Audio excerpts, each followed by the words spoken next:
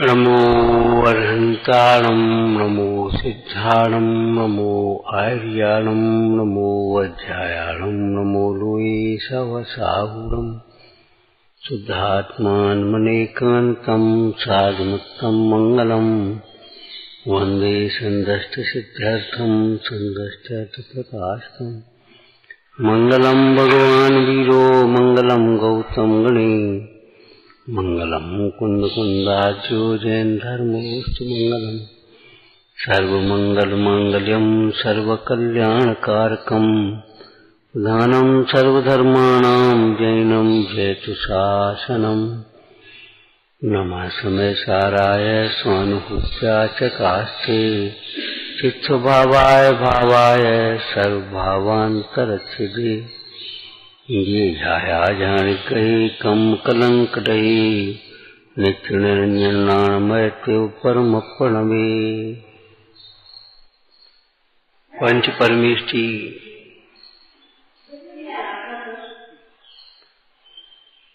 ध्यान करने योग्य माने ध्येय हैं। यहाँ विचार करना चाहिए।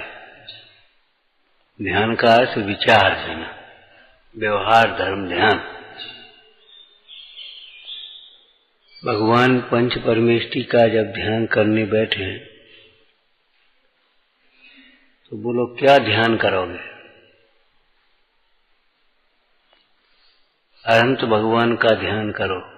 करो ध्यान। चलो मुनिरायों का ध्यान करो। कैसे ध्यान करोगे मुनिरायों का? इन्होंने परीक्षा कैसे जीते? चलो कैसे जीते मैंने उत्तर बोलो। और इसको परमार्थ से जोड़ो।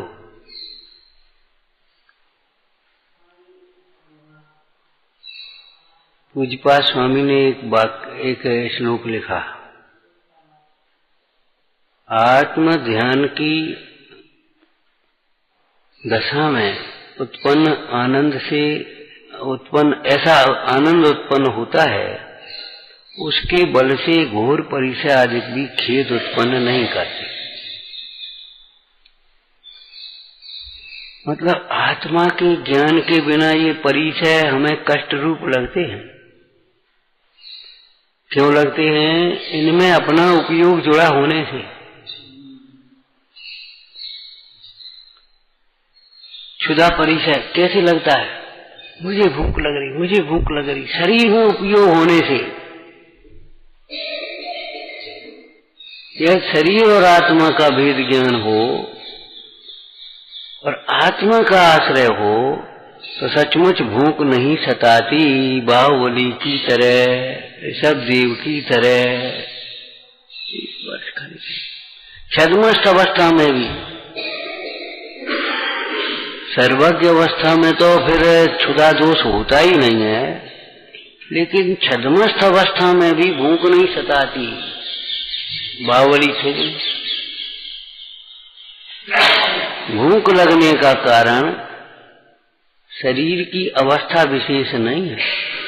भूख नाम के दोष का उत्पन्न होना अपने अतीन्द्रिय आनंद से तृप्त न होने के कारण है।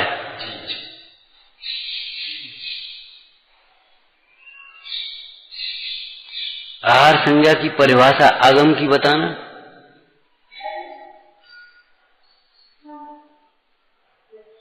आहार संज्ञा खाने की अभिलाषा क्यों होती है? असाता वेदनी के उदय में होने वाली शरीर की अवस्था विशेष जठराग्नि जलन पड़ती है, आग लगती है। आयुर्वेद के हिसाब से भी शरीर में वो जठराग्नि होती है। उस पर जरा सा जैसे एकदम ईंधन पटक दो आग पर तो वो बुझ जाएगी। ऐसी मंदाग्नि हो जाती है। मंदाग्नि से पाचन खराब हो जाता, पाचन खराब से रोग खड़े हो जाते। तो जठराग्नि अग्नि जल रही, अब अग्नि के लिए चाहिए ही नहीं। तो अपने स्वभाव से च्युत होने पर मोह कर्म के उदय से वीरांतरा से सहन नहीं होती। अंतराय कर्म असाता वेदनी के उदय से शरीर की अवस्था हुई, वीरांतराय से सहन नहीं हो रही, सहन शक्ति नहीं है, और मोह के उदय से आहार ग्रहण करने की अभिलाषा होती। ये तीन कर्म एक साथ में चलते हैं। अब मोह मुख्य है इसमें, जो दुख का कारण है वो तो अकेला मोह है। तो मोह का मतलब है अपने स्वरूप को भूलना। जब जीव का उपयोग अपने स्वरूप में नहीं रहता तो वह खिन्न होता है। जब स्वरूप में उपयोग नहीं होता है तो शरीर में जाता है, शरीर में जाता है तो वो जो भूख रूप अवस्था है उसमें की ओर जाता है। भूख रूप अवस्था की ओर जब गया तो आहार ग्रहण करने की इच्छा हुई तो आहार संज्ञा हो गई। अब भूख भूख भूख, अरे लौकिक में भी देखो, व्यापारी का जब व्यापार चलता है कहाँ की भूख प्यास, कहाँ की ठंड गरम, पंखा चला गया, पसीना चल रहा और दुकान भरी है तो भरी है, और ठंडाई आ गई तो वो धरी है। ऐसी की ऐसी डिब्बा लेकर के पहुंच काए, अरे वो क्या बता, पी नहीं पाए, पानी नहीं पी पा रहे, और कोई खेद होता है बता।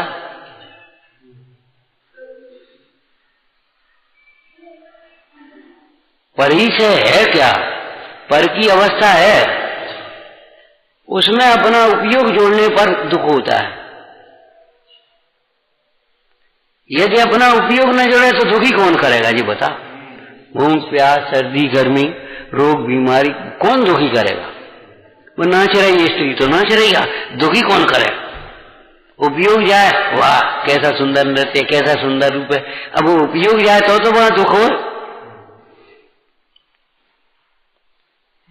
विकार होते हैं खाली जमा, खाली मत रहो, चाहे क्रोध हो, चाहे मान हो, चाहे माया हो, चाहे लोभ हो, चाहे हास्य रति अरति शोक भय जुगुप्सा भेद कोई भी हो, खाली दिमाग में होते हैं, बहिर्मुखी उपयोग में होते हैं।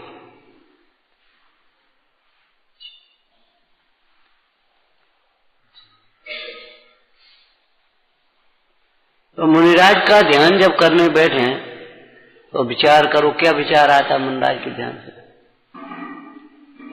आत्म स्वभाव के लक्ष्य के बिना दुख मिटता नहीं, सहन नहीं होती, सहन नहीं होती, जरा सी बात सहन नहीं होती। और आत्मा के आश्रय से घोर परिचय भी सहज रूप से सहन होते हैं। इसलिए विश्व में आत्मा ही आश्रय करने योग्य है। ऐसा विचार करने पर अपना उपयोग आत्मा की ओर गया, एकाग्र हो गया, ये परमार्थ ध्यान हो गया, ये व्यवहार हो गया। जब मुनिराज के स्वरूप का विचार किया तो उनके पास कोई बाहर का इंतजाम तो है नहीं। किसी भी क्लेश से, किसी भी कष्ट से बचने के लिए कोई बाहर का इंतजाम हो तो बता। इस स्मशान के वातावरण में भी उन्हें गिलानी क्यों नहीं होती। उधर उपयोग जाए तब ना, उनका उपयोग भीतर लगा है। एक मलपरी से बता था, मलिन देह को देख महामुन मलिन भाव और नाय करे हैं, इसकी अस्थि बताई। निर्मल आत्मा को देख महामुन निर्मल भाव ही सदा धरे हैं।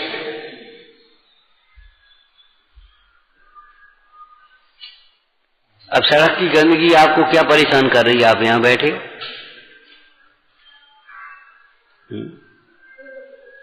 पहले तो घरों में लैट्रिन नहीं होती थी, बाहर बना लेती थी, या फिर बाहर गांव जाते थे, लैट्रिन नहीं होती अधिकांश।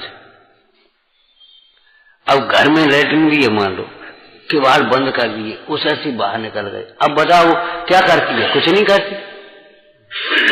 वहां घुसोगे तब तो वहां बदबू पड़ेगी, वहां परेशान मलिनता तब आएगी जब घुसे ही नहीं उसमें, निकले ही नहीं अपने स्वरूप से। तो कहा तो स्वरूप की श्रद्धान, स्वरूप का ज्ञान, स्वरूप की भावना, स्वरूप में एकाग्रता, स्वरूप में लीनता, यही समस्त परिसर जीतने का एकमात्र सम्यक उपाय है। समस्त दुखों को दूर करने का एकमात्र सम्यक उपाय है। समस्त सुखों की प्राप्ति का एकमात्र सम्यक उपाय है।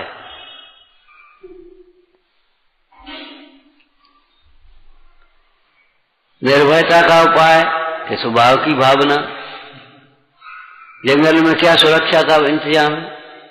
तुम्हें यहाँ डर लग रहा है, बाहर से तारों लोगों, भीतर से तारों लोगों, सब लोगों एक ही डर लगता है कमरा के भीतर,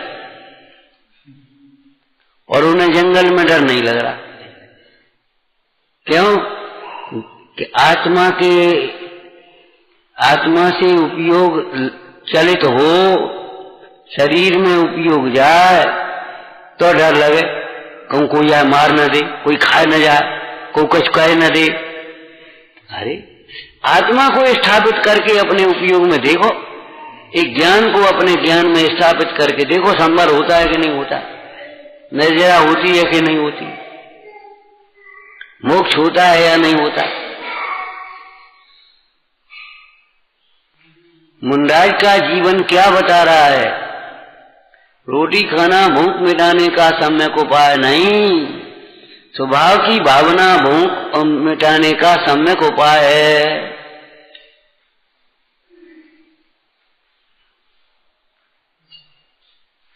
प्यास को मिटाने का उपाय पानी पीना नहीं, बिना पानी के भी आत्मा की भावना वाले जीवों को प्यास नहीं सताती, और आत्म स्वभाव को न जानने वाले जीव पानी लाओ और ठंडा लाओ, फ्रीज का लाओ, उसकी प्यास ज्यादा लगे।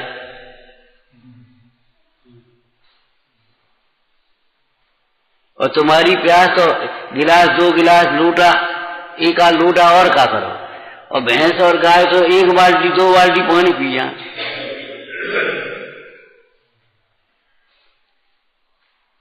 और तो पानी में मीन प्यासी, और नरक में तो फिर है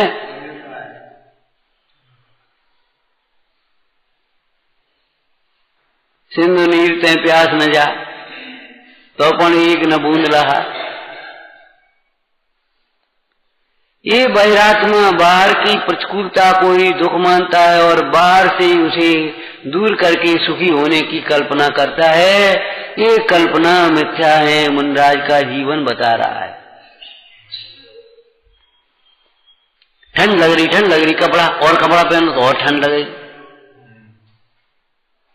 अरे मलेरिया में जब ठंड लगते ना, दूध 3 रजाई डाल दे, का ठंड मिट रही है तो ऐसे कब्रो पत्ता की तरह खूब ऊपर से दबा, और जब वो मलेरिया उतरता है अपने आप पसीना छूटता, अपने आप ठंड खत्म।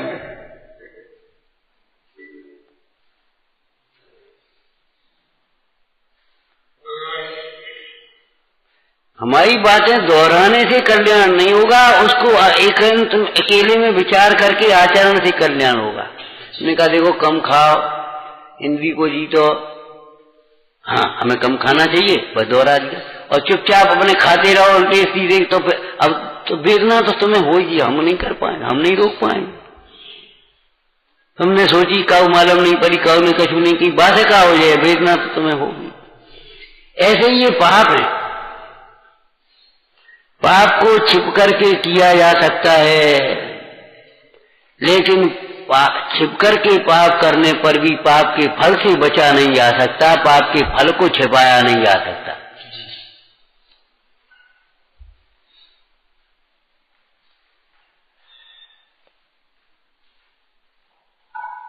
क्या करोगे बोलो? मुंडराज के जीवन का विचार करो।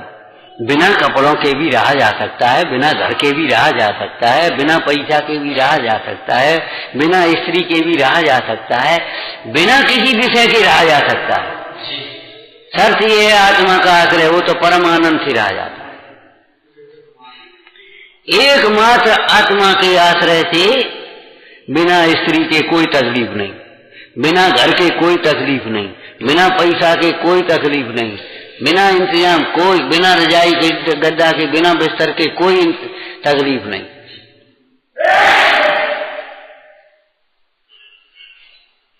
बढ़ावा। इसका मतलब है जैसे व्यवहार निश्चय की कोई गाथाएं पढ़ी हैं तुमने? शास्त्र का ज्ञान ज्ञान है, जीवादिक का श्रद्धान श्रद्धान है, सटकाए के जीवों की रक्षा चारित्र है, ये नियम नहीं है। क्यों? आत्मज्ञान के अभाव में अभव्य जीव इन सबके होने पर भी श्रद्धान ज्ञान चारित्र से रहित होता है, दुखी होता है, मुक्त नहीं होता। और आत्मज्ञान में इनके बिना भी, इनके बिना का मतलब उल्टा मत नहीं लेना, जीवादिक का श्रद्धान नहीं होता या शास्त्र का ज्ञान नहीं है। शाब्दिक ज्ञान भले न हो, भाव वासन का ज्ञान तो है। और जीवादिक तत्वों की रक्षा मैं भले धर्म नहीं मानता, उसके लिए भले विकल्प नहीं होते, लेकिन जीवादिक जीवों की विराधना नहीं होती, स्वयमेव रक्षा होती है। स्वयमेव शब्द का प्रयोग टोटल मंदी से बता, समिति के प्रसंग में लिखी है, संवर तत्व की भूल, 7वां अधिकार।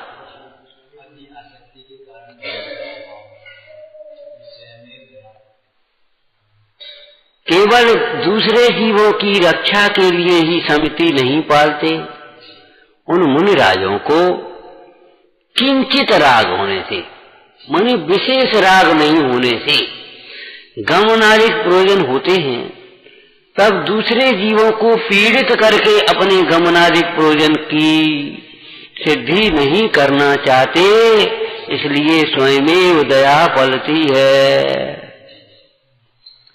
दूसरे जीवों को पीड़ित करके दुखी करके अपना जो मतलब साधना चाहते हैं वे तीव्र कसाई है। हमें का मतलब जी मैं तो हैं, अब चले नहीं तो हम। बेटा ने धीरे बोलो, क्या करे, तुम्हें तकलीफ तो है, हम क्या कर, पटाखे नहीं चला, टीवी नहीं बजा देखें, बातचीत नहीं करें। अरे ने धीरे कर ले भाई,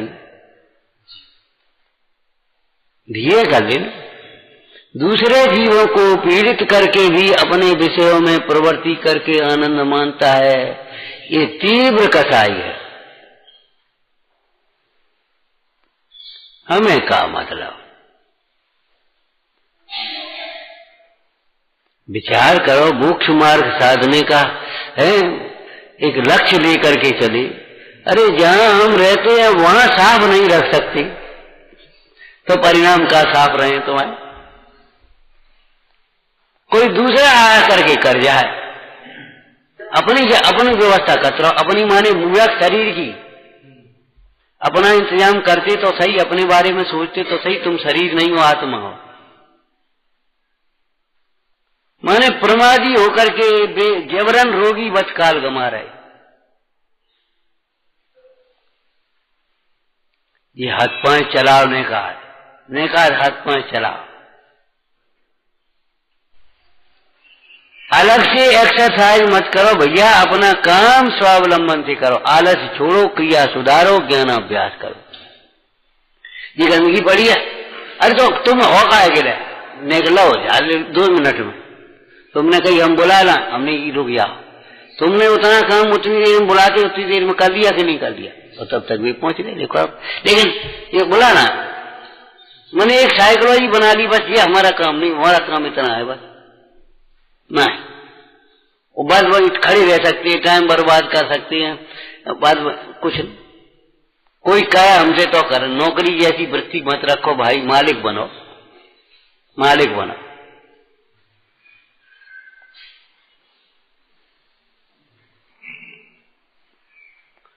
आत्मा के आश्रय बिना कितनी व्यवस्थाएं कर लो, सारी व्यवस्थाएं अधूरी हैं। एक बात, दूसरी बात, तुम व्यवस्था करने वाले भी नहीं हो, व्यवस्था करने वाले भी नहीं हो, व्यवस्थाएं बाहर की पुण्य से होती हैं, तुम्हारा पुण्य नहीं है तो नहीं बना पाओगे व्यवस्था। केवल दूसरों की व्यवस्था को देख करके ईर्ष्या करते रहो तो और ज्यादा पाप होगे। अपनी व्यवस्था के लिए मन मलिन करते रहो, मचलते रहो तो और ज्यादा पाप बांधोगे। तीव्र आर्त रौद्र ध्यान होगा और कुछ नहीं होगा। आर्त ध्यान होगा, रौद्र ध्यान का को।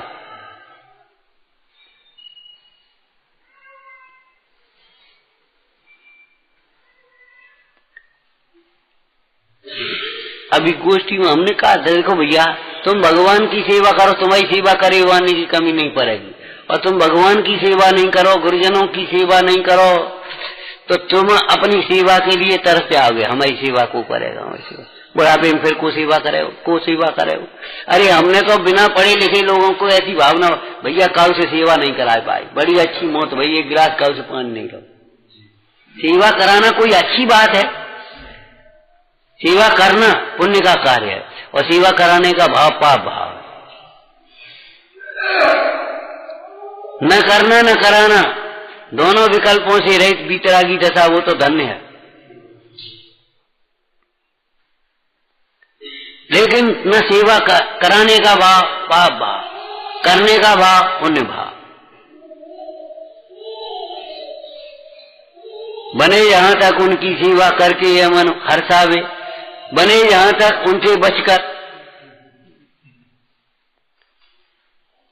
बोलो हर्ष तुम्हारे जीवन में कैसे होगा, कैसे होगा हर्ष? भैया धर्म धर्मात्मा धर्मायतनों के सेवा से कार्य से बचने की कोशिश करने वाले जीव कभी मोक्ष मार्ग तो प्राप्त कर नहीं सकते, लौकिक में भी कभी उनकी व्यवस्था नहीं बन पाएंगी, वे कभी सुखी नहीं हो सकते। ध्यान रखना।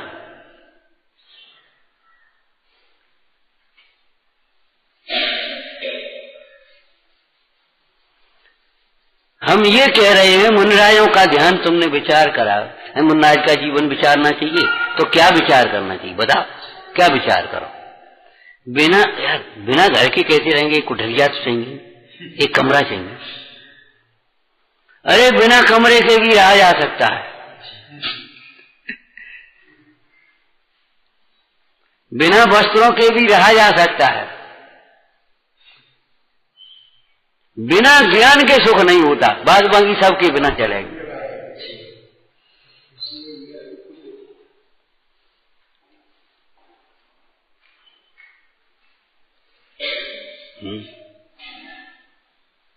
जैसे तपस्या में आत्मज्ञान यदि प्रकट हुआ तो अन्य तपस्या से फिर क्या काम, आत्मज्ञान यदि नहीं हुआ तो अन्य तपस्या से फिर काम, ऐसी व्यवस्था लगा दो उसकी जगह।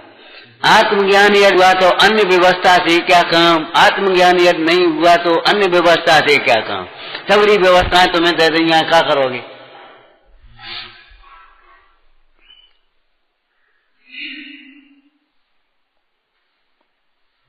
क्या करोगे वो व्यवस्था को?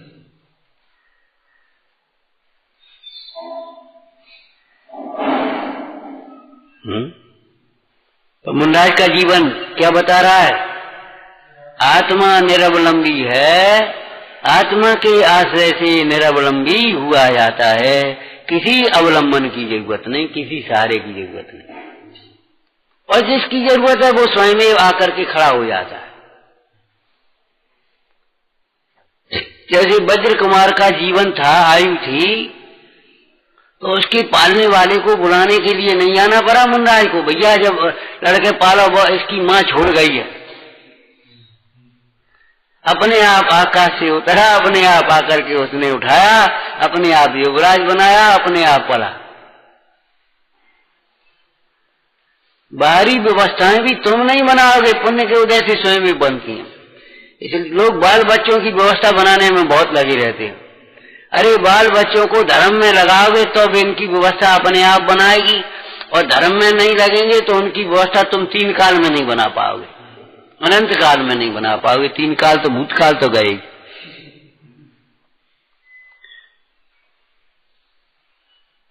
तुमने उनके लिए मकान बनाओगे, कहते हैं हमें यहाँ रहना ही नहीं। अब बोलो, तुमने उन्हीं के लिए मकान बनाओ, अब वे कहते हैं हमें यहाँ रहना ही। अब वे जहां रहे तहां नौकरी करेंगे और वहां पे फिर लोन पे लेके प्लॉट लेंगे, फिर बनवाएंगे, फिर वे करेंगे कि तुम पे जो राग से दो जासू दे दियो, नहीं देने तो मान दियो। लेकिन तुम्हारी व्यवस्था हमें नहीं चाहिए, तुमने हमें नहीं रहने। बताओ क्या करोगे आप तुम?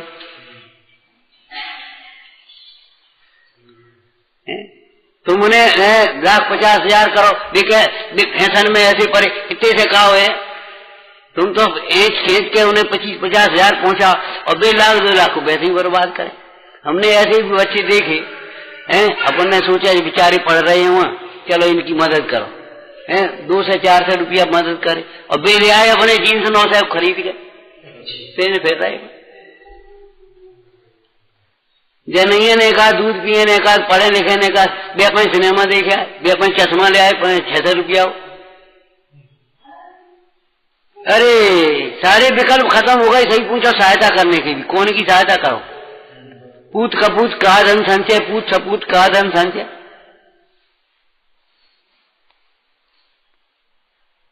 संस्कारहीन सादगी से रहे, संतोष से रहे, धर्म ज्ञान से रहे, जीव की सहायता कोई कर नहीं सकता और धर्मात्मा को किसी की सहायता की जरूरत नहीं। और धर्मात्मा के सहायक होते अपने आप हो जाते।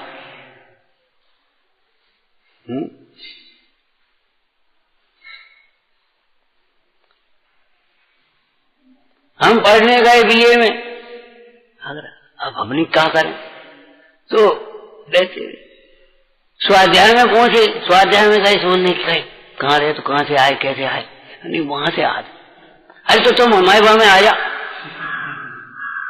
वहीं रहो 2 साल वहीं रहे मस्ती में। भैया रोटी यहीं खा ले, रोटी का हम बना लिए। अरे तो खा ले फिर, अब आप दूध दे दें, अब आप फलानो कर दें। अरे काय की बात है का तो का, और तुम ढूंढ रहो कोई कमरा मिल जाए, अब्बा ने कमरा दे दो, तुमने वहां गंदगी फैलाई। बने तो तुम्हें कमरा दे दो और तुमने वहां गंदगी फैलाई, और वहां दोस्त आए और रात की 11 बजे आ रहे खटपट कर रहे, भैया ये कमरा खाली कर दो।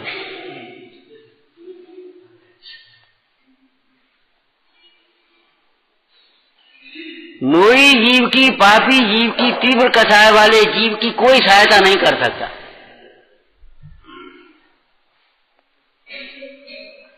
और धर्मात्मा जीव की, पुण्यात्मा जीव की सहायता करने की जरूरत ही नहीं, और 10 सहायक खड़े हो जाएंगे अपने आप,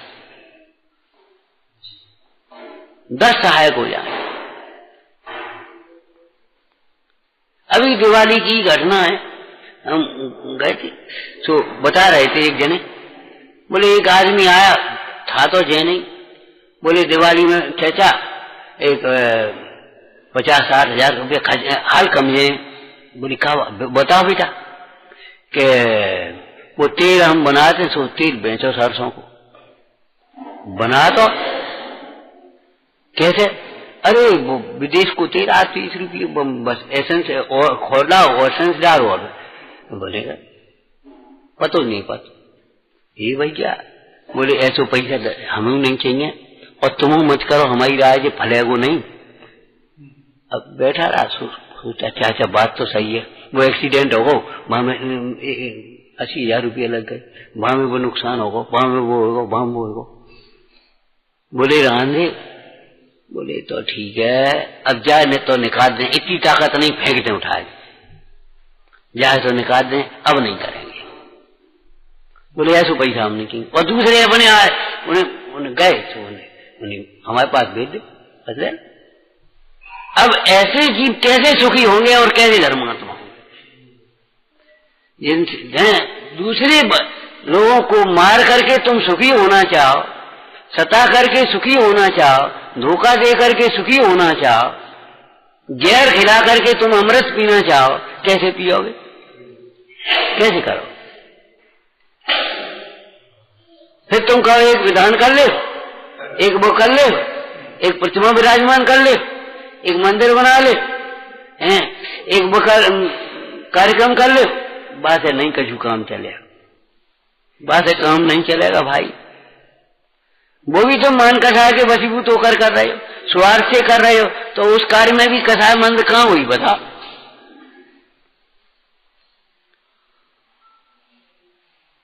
जीवन में जब तक नीति नहीं है धर्म नहीं होता।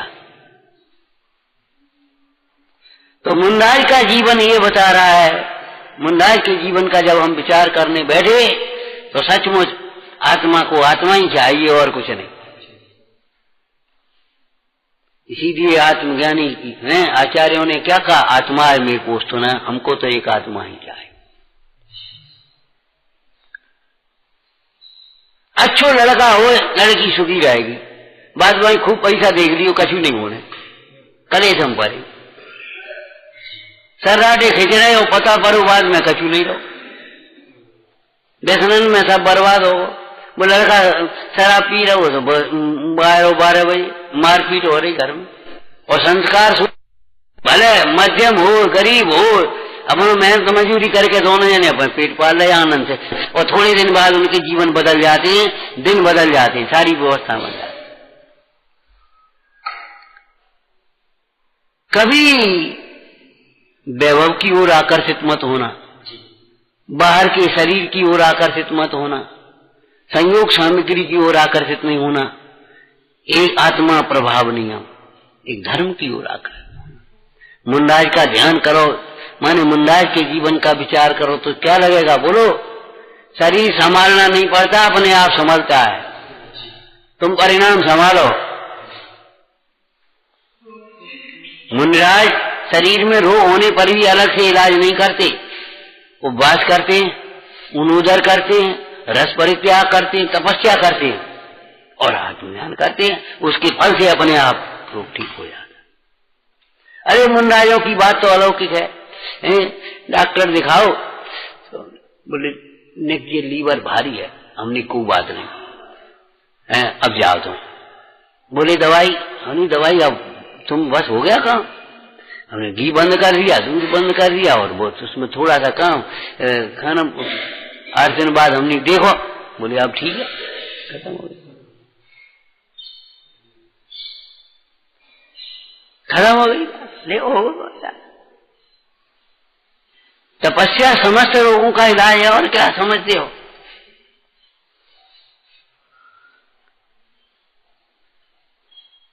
अनशन ऊनोदर आदि ये तप व्यवहार से कहे गए हैं, अंतरंग में अपने परिणामों की निर्मलता ही तो तप है।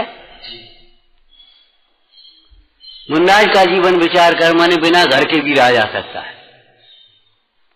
आपको एक लौकिक दृष्टांत याद है, सेठ के 2 लड़के थे, उन्होंने कहा बेटा गांव गांव घर बनाओ, गांव गांव घर बनाओ, दोनों का बंटवारा कर दिया। अब उसने तो एक घर वहां गांव में बना लो, एक वहां घर में बना लो, एक लश्कर में बना लो, एक वहां बना लो, साल भर बाद बोले पिताजी 2-3 गांव में घर बना दिए हमने, 2-3 शहरों में गांव में घर बना दिए। ठीक है बेटा। दूसरे का कहो कि पिताजी हम तो आपके चरण चिन्हन पे चलते रहे, परोपकार भलाई करते रहे, अब क्या कहेंगे, चलो अपन घूमे आ देखना। तो एक गांव में पहुंचे, तो गांव वाले और भैया कभी चलो घर चलो, दूध पी लेने बैठो, देखो एक घर बनेगा। क्या गांव में जाए भैया साहब, दादा चाचा ताऊ, और घर चलो खटिया डाल देंगे और हम बना ले रोटी, तुम्हारे छाने का पानी बना ले। ये भैया घर घर गांव घर हो गए, चाहे तुम चले जा। घर बनाने का मतलब ईंट पत्थर के घर बनाए, ईंट पत्थर के घर कितने गांव में बना लिए, तो बस कहा हुआ बिजली फिरेंगे उन्हें रखाया को।